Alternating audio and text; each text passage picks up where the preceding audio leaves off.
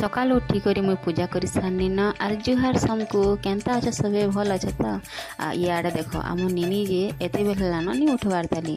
आटा कण जानी सके पिले इटा कड्डी निश्चय जानते पश्चिम ओडार सब लोग खाईता सांगे भल से परिचित कड्डीर ना भजा तो बनसी जानिछ हेले मुई ना पर्सनाली कड्डीर तरकारी बनासी आर कड्डीर तरकारी ना खाइबा लगे बहुत टेस्ट है हेले आज मुई तरकारी नहीं बनाबार कड्डीर एका से चौल बेसार देकरी पिठो देकरी ना पिठा बना आर चौल बेसार देकरी केन्दा करी कड्डी माने तार माने बनाए सेटा तो तुम जानी आर काଣା बतामी फेन भी बाटबार चौल थी ना हल्दी मसला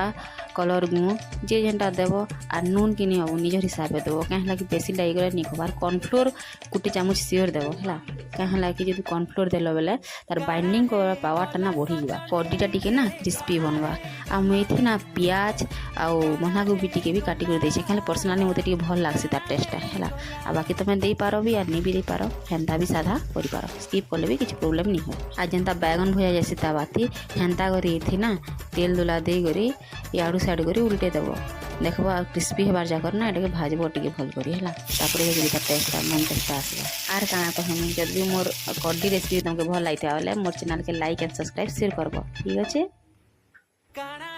ए निनी तोर फेवरेट जिनिस बने दी संगा आज का सत्य के होय केंदा लागछ रे ननी बोल लाउ जी गुमा सते